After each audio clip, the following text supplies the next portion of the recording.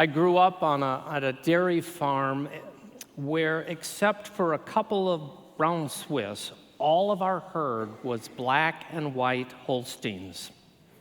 They were the only things that were black and white in my world. Everything else had a little bit of color, a little bit of wonder about it.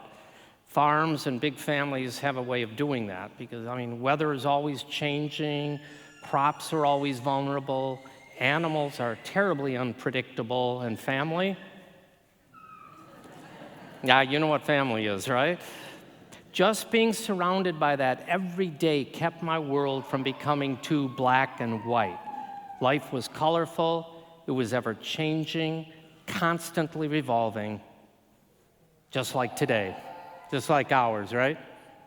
So when Jesus paints such a black and white picture of the world, it just doesn't fit well with us, right? Was Jesus really telling us we have to hate our mothers and fathers, our wives and children, even ourselves? What happened to this love your brothers and sisters as yourself? What happened to love your enemies? So it's really hard for us in our minds, in our Western culture, to understand this kind of talk. But in the Hebrew culture of which Jesus was a part, if you wanted to make a point, like drive home a thought, give absolute direction, you did it by making an outlandish, shocking, exaggerated, get your attention comment. Jesus didn't grow up in a black and white world any more than we do. He knew, as the Book of Wisdom teaches us and taught him, that no one can know the mind of God, the intention of God.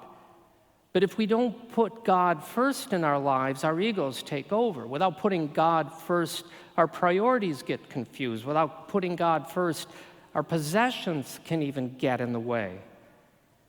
Was he really telling us to hate our family? Hate ourselves? No. But don't make them gods either. And never think that that we are gods. We can never allow anyone or anything, no matter how good it is, how loving it is, or how right it seems, to ever take priority over the place that God has in our life. Now, St. Paul came to the same conclusion when he befriended the slave Onesimus. Paul lived in a culture where slavery was not only acceptable, it was just thought, just expected.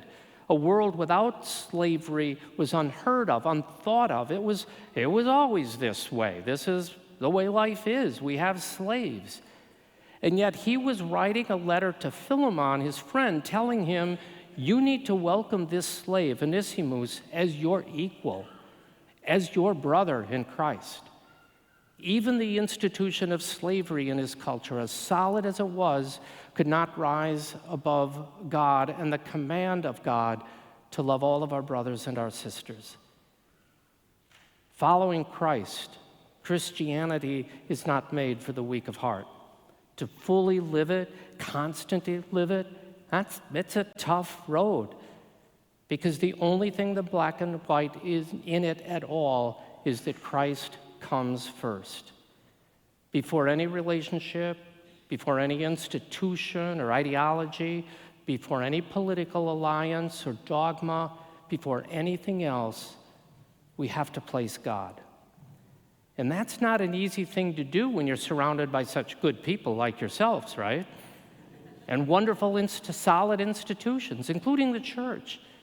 It's not easy when what we believe, when following Christ, causes a little rift among friends or a strain in the family relationship or disputes among business partners. It's not easy to do when it disrupts the way we've always done things, or when our very church needs to be called out. To follow Christ is to sometimes having to rearrange our priorities, our commitments, and our loyalties. So if you want black and white in your life, I suggest you go buy a cow.